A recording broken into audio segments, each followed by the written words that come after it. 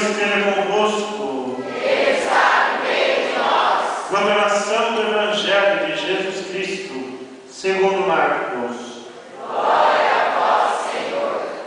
Naquele tempo, Jesus saiu da sinagoga e foi com Tiago e João para a casa de Simão e André. A sogra de Simão estava de cama, com febre, e eles logo contaram a Jesus. Ele se aproximou, segurou sua mão e ajudou-a a levantar-se. Então a febre desapareceu e ela começou a servi-los. À tarde, depois do pôr do sol, levaram a Jesus todos os doentes e possuídos pelo demônio. A cidade inteira se reuniu em frente da casa. Jesus curou muitas pessoas de diversas doenças e expulsou muitos demônios. E não deixava que os demônios falassem, pois sabiam quem ele era. De madrugada, quando ainda estava escuro, Jesus se levantou e foi rezar num lugar deserto. Simão e seus companheiros foram à procura de Jesus. Quando o encontraram, disseram todos: Todos estão te procurando. Jesus respondeu: vamos a outros lugares, às aldeias da redondeza. Devo pregar também ali, pois foi para isso que eu vim. E andava por toda a Galileia, pregando em suas sinagogas, expulsando demônios. Palavras da salvação. Glória a vós, Senhor.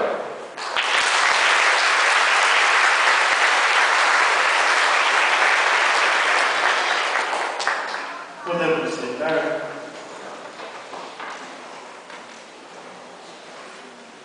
Queridos irmãos e irmãs, por que eu pedi o testemunho antes de fazermos a oração correta? Uma homilia, uma reflexão bem feita, convence muitas pessoas. Mas o testemunho arrasta muito mais gente. Porque o testemunho parte da experiência íntima do humano com o divino. O testemunho parte de que a pessoa verdadeiramente experimentou aquilo que ela está falando.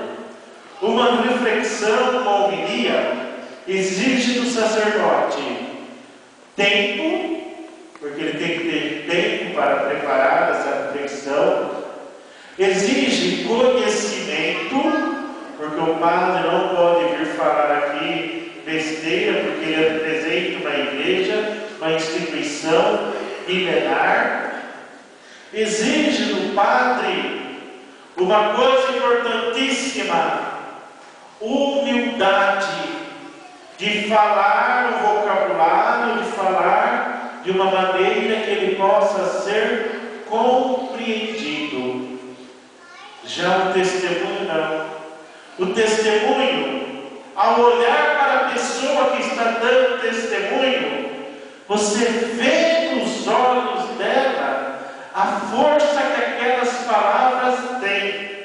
Você, em cada palavra, você percebe uma lágrima que desce dos olhos daquele que recebeu a graça. E queridos irmãos e irmãs, nós não podemos trabalhar só com teoria, com algo abstrato. Temos que trabalhar com aquilo que o nosso povo possa sentir, possa tocar e sentir-se tocado.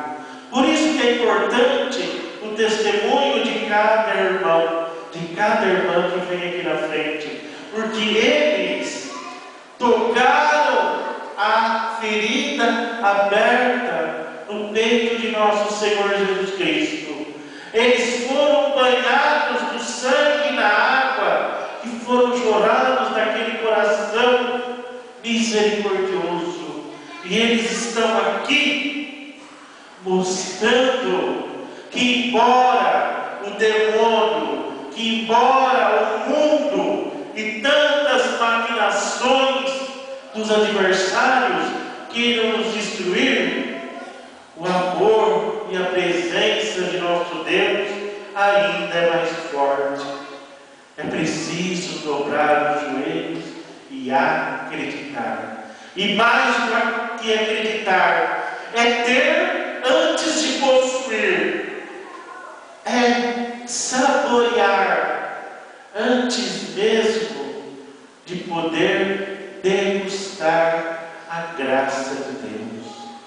E isso começa com a oração. Isso começa através de uma sintonia com o divino, aonde a nossa fé é explícita ou explicitada, falada através de palavras que devem chegar ao ouvido e ao coração de nosso Deus. Mas assim como nós falamos, nós também temos que aprender a ouvir o que Deus quer nos dizer, sentir no coração o que Deus pede para eu mudar na minha vida. E como tem coisa que eu preciso mudar na minha vida ainda, minha falta de paciência, minha irritabilidade, o meu estresse, a minha depressão, como tem coisa que eu preciso ainda curar em mim, para que eu possa vir aqui e dizer: eu fui tocado por Deus. Jesus Cristo, antes de qualquer ação, Ele tinha a palavra junto de si. Ele tinha o ensinamento. Ele passava esse ensinamento, e mais do que uma teoria, ele ia para a prática. É por isso que eu digo, nós não podemos ser pessoas que pregam o amor e a misericórdia e vivem o egoísmo, a raiva e o ódio dentro de nossos lares. Nós não podemos sentar nesses bancos e dizer: Jesus Cristo, eu confio em vós. Sai lá fora, vamos consultar João Bidu, astrologia, tarologia e tantas outras orgias aí que acontecem no mundo. E o cristão é assim. Eu sou cristão, mas eu vou ali tomar um passe, eu vou ali fazer uma benção, tomar uma bênção. Gente, você tem que vir aqui, orar, rezar, tomar posse da graça, voltar para casa e fazer o milagre acontecer. Deixar o milagre ser curtido. Só por curiosidade, quem é dona de casa aí? Levanta a mão, por favor.